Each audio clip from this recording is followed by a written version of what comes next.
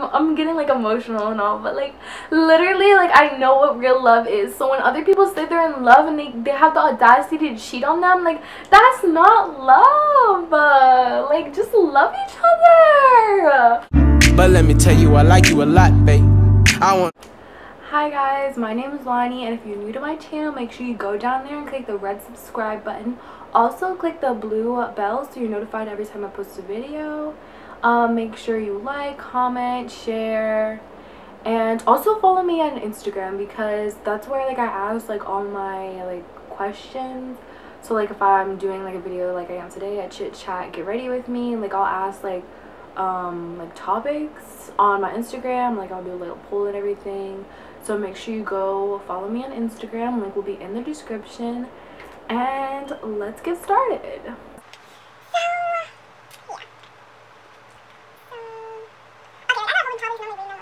How people treat me as a mixed female.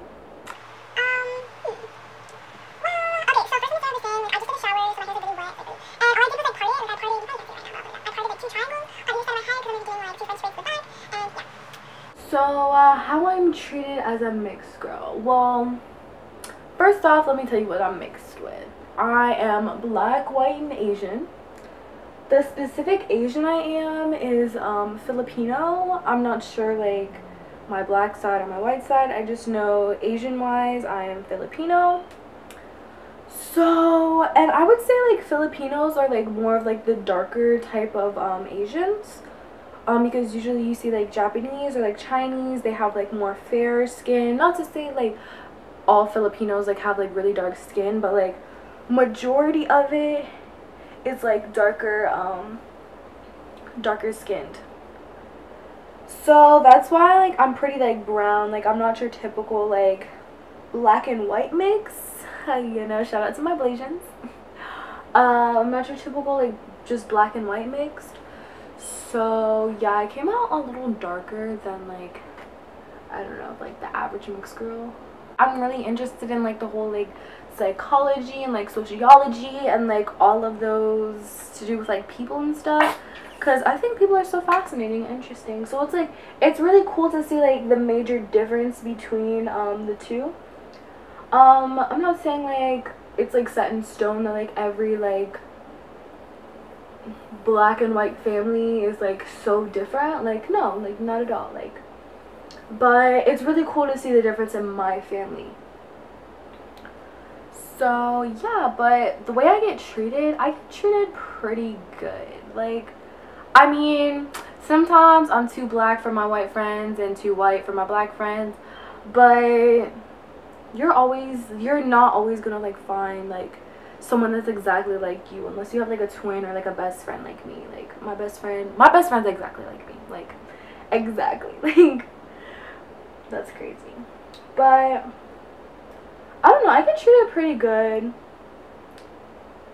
Like, I mean, sometimes people just call me bougie just because the way I look, but like sheesh, like I'm not bougie. Like I don't know, like I mean I carry myself a certain way, like I'm always like put together and stuff, but like I'm really not bougie. Like I'm really chill, like actually. Like I know like I probably always like walk around with like being mad all the time, but like I'm actually like, I'm really fun to talk to. I don't know, like I don't have a lot of friends, but like I don't know, like I'm really nice.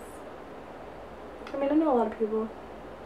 I don't know, I feel like that's the one thing people would say about me, like she may look bougie, but she's actually really nice. I don't know. So, but growing up mixed, it was kind of like weird because like people really just didn't know, like, and it wasn't even because I was growing up mixed. It was more because like I grew up being black, because like I'm a darker mixed girl, so like I would identify more with being black than I would like being any of my other races. So like growing up, like people just wouldn't understand like why my hair was the way it was, or like if my mom were to pick me up, they wouldn't understand because my dad is like really black and like my mom is like My mom looks Spanish actually, like, but my mom's like really white, so like you wouldn't like really be able to tell that that was my parents unless like you like knew already and kind of looked at us, because like people say I look a lot like my mom, but like I feel like if you didn't know that was my mom you wouldn't see the resemblance. But like I'm like exactly like my mom, like it's crazy. Like we have like the same nose and the same smile and like the same personality, even though I don't like to admit that all the time. We really do. Like we're like one and the same. So like that was kind of like a weird thing, like growing up. Like people just didn't, like they just couldn't comprehend that that could be my mom. But that's mi madre. So yeah, that was kind of weird. Cause like I don't know, growing up mixed, like you never not see her as your mom, or like you never not see them as your dad if like your parents, like I don't know, like the white one, I guess. But like I don't know, like it was just like it was like the norm for me, but like other people just didn't get it. They were just like confused. And like also like with me being like black and all, like they didn't understand my hair like at all. And I remember this one day, which leads me to my next topic, which is my hair and hair products. They just didn't understand my hair at all. Like they just couldn't comprehend like curly hair, cuz like they never like seen it before like me. So I guess like cuz like it was like my elementary school days, like so like this is like raw, like this is like raw, like right out the womb, like innocent, like you know, you feel me? So people just really didn't understand that. And which is okay, like I can't blame it on them. But I remember this one day, and it was like the day they were checking for lice. And keep in mind, like I used to always wear my hair in a ponytail because like with curly hair and everything, like it was really just the easiest thing to do, just growing up and everything, like especially with having siblings. So like it was just the easiest thing to do. And so I had a ponytail this one day, like literally, like I was so mad, like I was so pressed, like, but I had this ponytail and they were checking for lice, and of course, like to check for lice your hair has to be down, and like they have to look at your scalp and like scratch it with all that stuff. And but like I don't get it, like I was at the back of the line and they told me to take my hair down. Like, why couldn't I wait up to the front? Like, if I'm the last person in line, like, there's nobody after me. Like, there's no need to rush me. There's no need to do any of that. Like, why can't I just wait to the front of the line? So I explained that to my teacher, and she was like, fine, you can just wait to the front of the line. But every other person in the classroom had a freaking problem with it. They were like, okay, there's a hair in my eye, I'm so sorry. Everybody else in my classroom had like a freaking problem with it. They were like, oh, why aren't you taking out your hair, all of this. And keep in mind, like, to sleek down my hair in a ponytail, you have to put gel in it, and you have to put like a crap ton of gel in it for it to stay sleek and laid down and all that. So I had a crap ton of, okay, there's a lot of conditioner in my hair. I had a crap ton of gel in my hair, and so my hair was molded. My hair was molded into the place that it was. So everyone's looking at me like there's a problem. Like what's that one thing? These hoes laughing like something funny. And all these hoes laughing like something funny. Like they was really trying me. And ever since then, like, well, from like that point on, like I was like, no, like I'm not gonna feel like this. Like that's embarrassing. Like my family, like Harleys don't get embarrassed, but like honestly I could say that was like a really embarrassing like point in like my life. Like honestly, like I'm not gonna say it was traumatizing because like it's not that deep, sis, but like it was like really like, hold on, it was like really like upsetting. Like people like just didn't like accept me. Like I mean they did, but like then again I was like, whoa, like I really like felt like an outcast, like on the low. Like I really like felt like outcast. So like this is where I made the biggest mistake of my life. I got a relaxer. I went to my aunt. I'm like, auntie, you need to whip up that relaxer. And that's exactly what she did. Being like a good aunt and everything, like that's exactly what she did. But like I was feeling it a little too much. I was straightening my hair a little too much. So like I had this relaxer, and I was looking good. Like, let me tell you, I was looking good. I was looking good. And like everybody was shook because, you know, like curly hair, like it shrinks up, like the shrinkage is real. But it was shrinking up and everything, so homegirls didn't know like I had like long hair. But like my hair was like, I would say like mid back length. I would say like it is right now, maybe a little longer. And it looked longer back then because like my hair was like always like up, and like it was like more like, what's it called, more like curly. Like now like my curls are like, you know, like less spirally. Like I'm looking out for my comb. I'll be right back.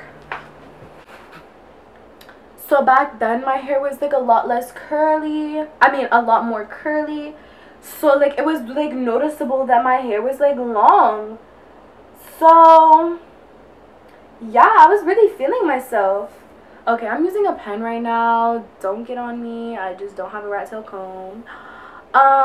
It does the job. But yeah, I'm sorry if I sound like out of breath. Like it's really hard to do all this. But yeah, like it was just long, and people noticed, and they were like, oh my goodness, it was so cute. So I kept like straightening my hair, and like that's the one thing you should not do, like constantly straighten your hair. But like ain't nobody tell me this. Like ain't nobody tell me this. Like my mom didn't know. Like I'm my mom's first child, and like also like I have like curly hair. Like she doesn't know. Like I mean she knew it wasn't a good idea, but like she didn't know like what I should and should not do. So like yes, homegirl was struggling. I was struggling. And my hair started breaking off, and like I started to notice like when my hair was on the floor. My hair was like used to be on the floor, like just broken off. Like I'm telling you, like those little, what's it called? Those little brooms the custodians use, the long ones. Yes, that's what I needed. I needed that for my room. Like so it was just crazy. So I went through all of that. This would probably be like fifth. It was like, okay, I got my first relaxer in 3rd grade, and then I got my second relaxer in 5th grade, and that was the last time I got a relaxer. And then I would say my middle school years is really when I started like transitioning over and started wearing my hair. I started wearing my hair more curly and stuff. So like every now and then I wear it down, but I really wasn't like all like that confident in it, which is another topic. I wasn't all that confident in it because like it just looked bad, and kids used to tease me. Like I know the boys in my class used to be like, oh, she's trying to get dreads and all this. Like whoa, I'm not trying to get dreads, first of all. Second of all, my hair just does that because you're like you're slow and you don't know what transitioning is. Like you just don't know. Like your vocab is limited, your knowledge is limited. Like you just don't know. That's okay, I guess. I keep saying everything is okay, but it low-key's not. Anyways, but that's okay, I guess. And so I was transitioning, and then I remember like I used to big chop my hair. Not like really big chop, but like trim my hair. Like I would say like 2 inches max every 2 months or so. But I was still straightening in it, but like it wasn't like constantly all the time, you know. It was like more like once a month or like every other month type thing. And that really helped my hair. And then I remember the summer before my freshman year, I did like a big chop, and I was like, okay, like freshman year of high school is when I'm gonna have my hair natural, curly, all this. And keep in mind, like middle school and elementary school, like I went to like a predominantly white school, and like my freshman year it was at this school, and like it was mostly like I want to say like minorities. Is that the word? Well, it didn't have that many white kids. Like it wasn't like all white kids in the school. So like I was like, fuck it, like I'm gonna just do it because, you know, I'm gonna just do me. Like I'm gonna start embracing me. Like that's just that on that. That's just that on that. Someone's asking me what I'm doing tonight. Well, I'm working now because that's funny. Sorry, I'm probably gonna cut that out, but yeah, so I started transitioning, and freshman year of high school, I'm like, this is the year, like this is the year I'm gonna start wearing my hair. I'm gonna start wearing my hair all natural. Sorry. I'm gonna start wearing my hair all natural, and that's exactly what I did. And I got so many compliments on it, especially from people that knew me like back when I like was heat damaged and all of that. Like they were like, wow, Loni, your hair looks so nice and all this, and like all these boys started noticing me, and that's where I done fucked up. Like I was like so like into all this attention and stuff, like that I just started went down the wrong path. I started being friends with people I shouldn't have been friends with. I just started getting all this like unnecessary attention that I shouldn't have been getting. And honestly, that's probably one of my biggest regrets. Like my freshman year is like my biggest regret. Like I should have been way more humble. Like, and I probably shouldn't like have been like so like, I don't know, like eager to grow up and all this. Like, cause honestly, freshman year is like my hugest mistake. It still haunts me, but whatever.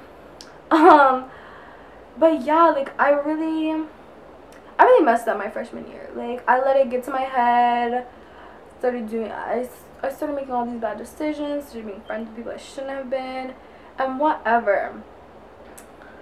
Everything was good at first, like how it always is. Everything was good at first, and then I started realizing like the negative effects it had on me. Like it was just so bad.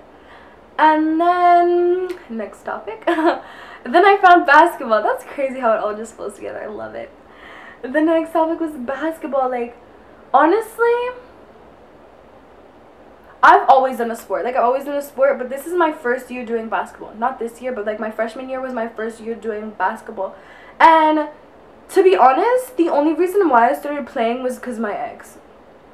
Not even gonna lie, but honestly, it was probably the best decision I've ever made, because shortly after that we broke up, and that's all good. Like it was, we're okay now. Like we're friends, but like honestly, he's the reason why I started playing, and we broke up short after that. And literally after that, like all I had was basketball, because I remember like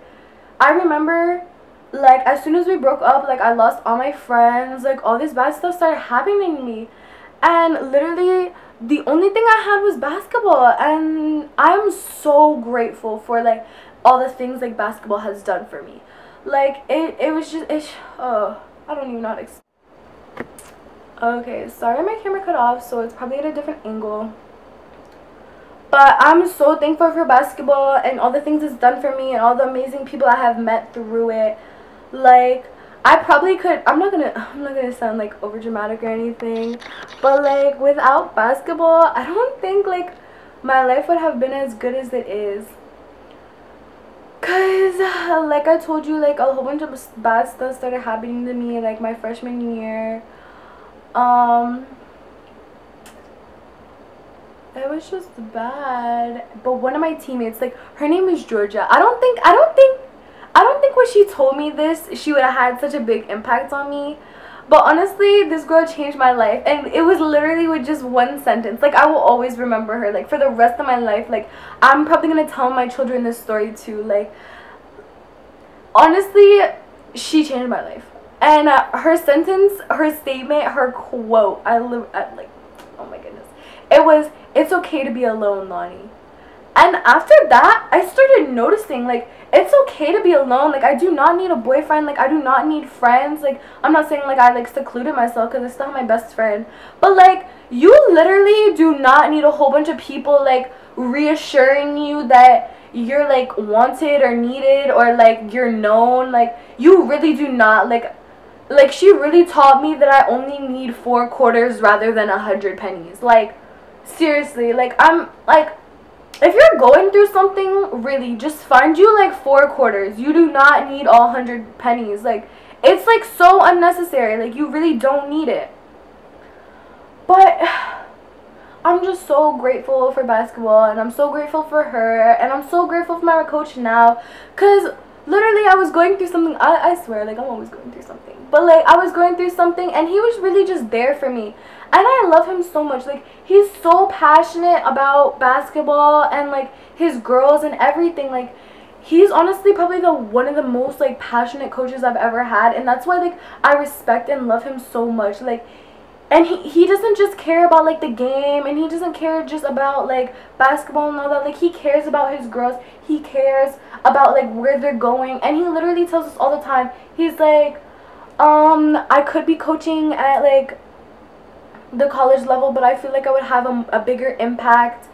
And like, he's like, I don't know, I love and respect anybody that can be so transparent and like give their like whole background story, and just like, because they know it'll better someone else, you know. Like, if you can be so open and like vulnerable and like just spill out like your whole like life story to someone just because you know it will better them as a person, I respect so much. Like, that honestly just, I don't know, that's like the reason why like he's probably my favorite coach. Like, he's like the best coach I've had so far. Like, a really close second would be probably Coach Jill, my cheerleading coach, but like by far he's my favorite coach. Like, he's just had the most impact on me, you know what I'm saying? That's probably why he's my favorite. He's had the most impact on me. His name is Coach Cruz. He's really good. I'm so sorry, I'm out of breath. But yeah, like, I don't know, like, he's really just had a huge impact on me, because like, I don't know, like, I've always had like coaches. I'm not like bashing any of my like past coaches, but I've always had like coaches that were like so soft on me, but like literally he doesn't care. He doesn't care. Like, I don't know, like, and I've always loved people that like kept it brutally honest with me. Like, I've never want someone to like just tell me like, oh, good job, you're doing good, because literally I've heard that my whole life. Like, I don't know, I've been so blessed with like good genes, good health, good everything. So like, to tell me like, oh, I'm doing a good job and all this, like, that's not what I want to hear. I want to know what I'm doing wrong and how to get better. You know what I'm saying? And that's literally what he does. Like, and it's not just in basketball. That's the best thing about him. It's not just basketball. It's literally life. Like, we've had so many like life conversations that it's crazy, and I'm so grateful for it. Like, it's just, I'm so out of breath. I'm so sorry.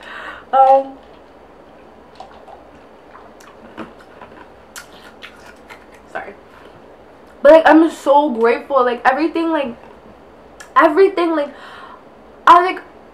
literally love everything about basketball. Literally, like, how aggressive the sport is itself, the people and the people it surrounds me with, the lessons I learn. I'm so out of breath. The lessons I learned, like, everything is good because of basketball.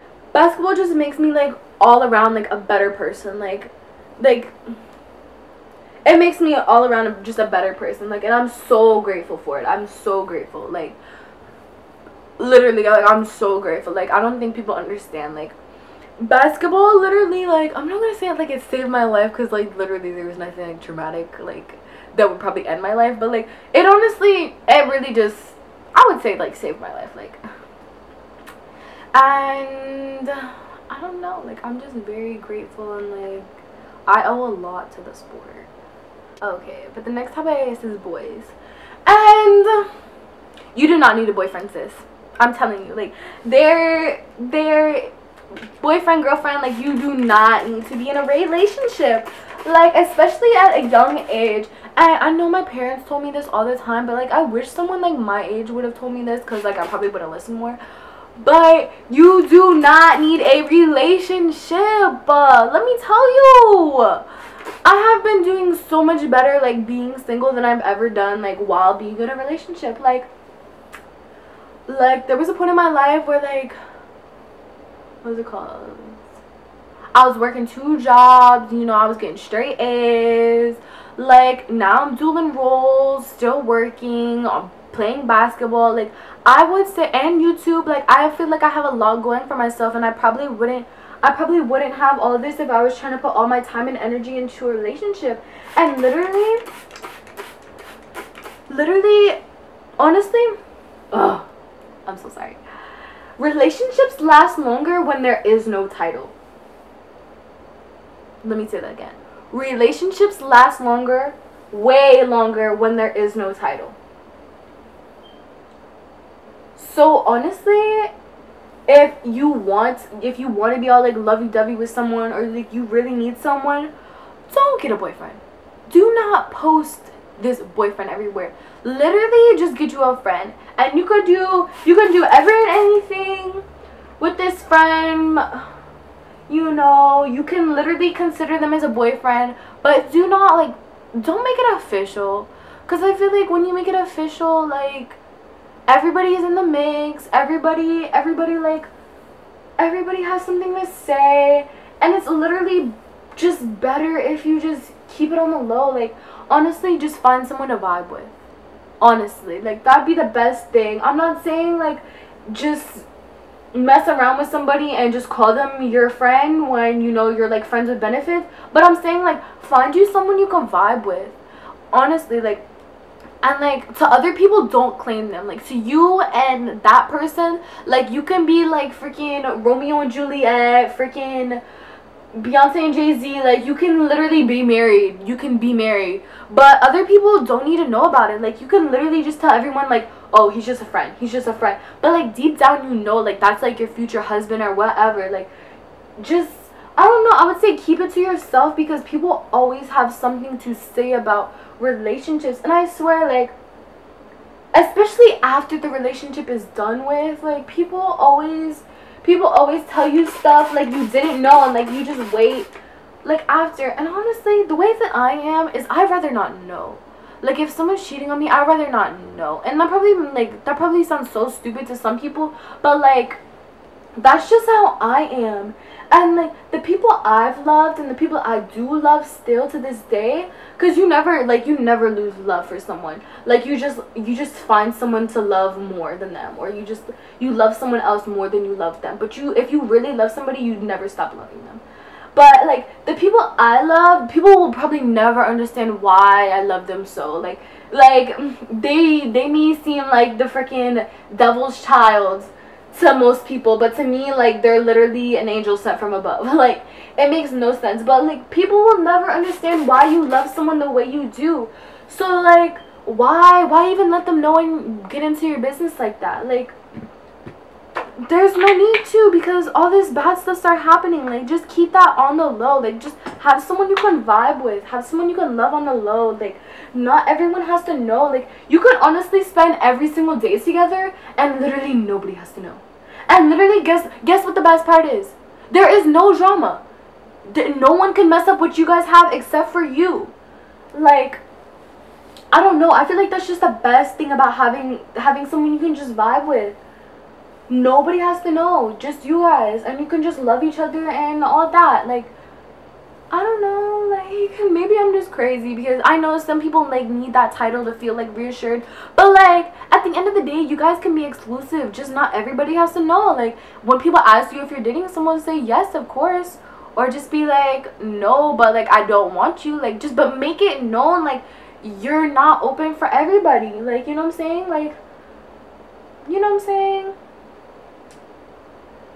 I hope that makes sense. But back to the whole cheating thing. Like, yes, maybe I don't want to know, but maybe other people want to know. But I feel like honestly, I can say I've never been cheated on. Do I know this for a fact? I'm not sure, but I'm assuming that I've never been cheated on, because there has never been a reason for me to believe I've been cheated on. Because honestly, I think I'm such a great person, and I think like I'm such like a loving and caring person that nobody would want to hurt me that much to the point they'd have to cheat on me. And I don't know, I feel like communication is key in every single relationship. So like, right off the bat, like right off the rip, like, I tell people like, hey, if you're planning on cheating on me, please just leave. Like, I'd rather you break up with me and go talk to whoever else and go mess with whoever else, before like I would want you to stay with me and just cheat on me. Like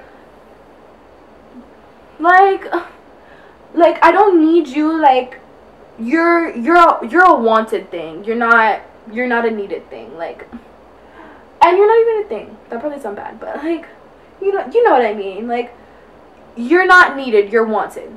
Period. That's just that on that. Like, that's just that on that. And if you cheat on someone, especially if they love you, you are the worst person ever. Literally, I don't care what you've been through, who cheated on you. Like, if you cheat on somebody that loves you or that you claim to love, you do not love them. You do not love them, because it is not that hard to not cheat. Literally, you can go home, play with your little basketball, play with your little self. You can watch TV, go to sleep, eat some cereal, because you know you always be having cereal.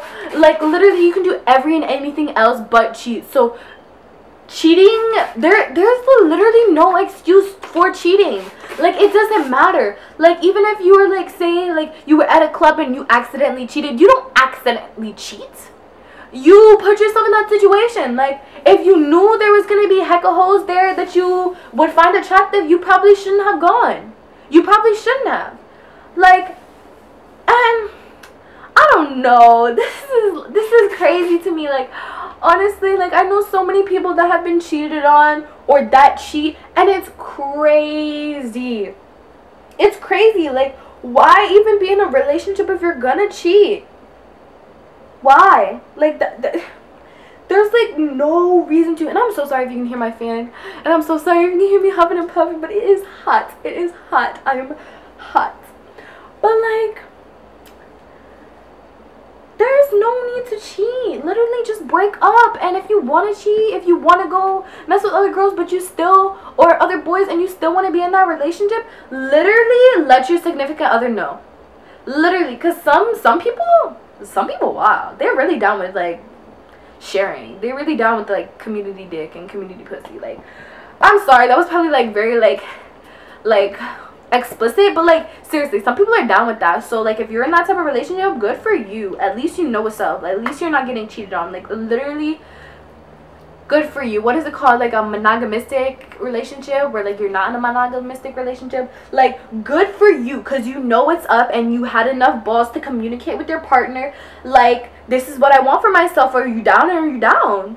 And honestly, communication is key. Like, if you just express yourself and express the way you're feeling to somebody else, and you're able to put yourself in that vulnerable position, like, a lot of more stuff will go good for you. Like, this is literally why I really don't have problems with people, or like, life is just good for me, because like, I communicate, I don't want to say I communicate so well, but like, I communicate well, and I don't care about looking vulnerable, because I know myself. And if you're gonna judge me because I'm vulnerable, or if I put myself in a vulnerable position for you to know me, like, go right ahead, because I will never not be open. Like, I'm not gonna go out and tell everybody my business like that, but like,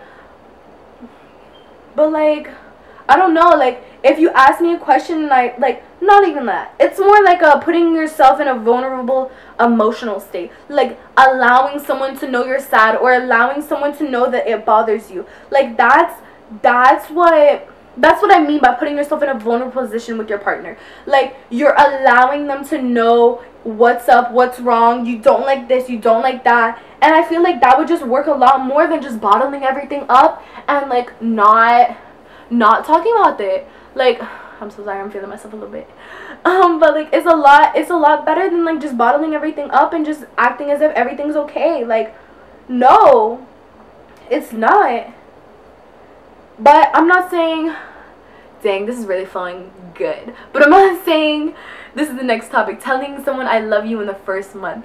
But I'm not saying, like, if you, like, love somebody in the first month that you should tell them. Because you honestly have to take their emotions in consideration, too. Like, what have they been through? Do you really know them? Do you know if you love them? Have you ever experienced love before to know that you love somebody? Literally. Let me see how I'm going to word this. I've had relationships where I felt the love. And I honestly think I can say it was love, because I know what love is. My parents are high school sweethearts. I've been surrounded by that my whole life. Like, I know what love is because of my parents, because of what they've taught me and what they show me and all of this. So some people that actually say that I love you in the first month can be right. Literally, I do believe in love at first sight. Well, not at first sight. But like at first, like meeting, like you know deep down in your heart, like God is telling you, or like your soul is telling you, or something in your body is telling you, like, hey, this person's that you love them. Like there's just something in you that tells them that, and that is a-okay. Like, but don't be going out here with everybody telling them you love them, because literally that's not love, that's just lust. And that's another topic I personally want to talk about. There is a difference between love and lust. Just because you don't want to be alone and you tell someone you love them, that is not love. You just don't want to be alone. That's a loneliness. Like, and you're just lusting for that person. Like, you're lusting for that love. You're not really in love. You just want it that bad that you're able to label anything love. But that's really not love. Like, I don't know. Oh my goodness. I hate when people say my generation, but my generation is so messed up. And it's not everybody, it's really not. But a majority of it is so messed up. People want to hit it and quit it so much that people don't understand what love is. Like, I don't know.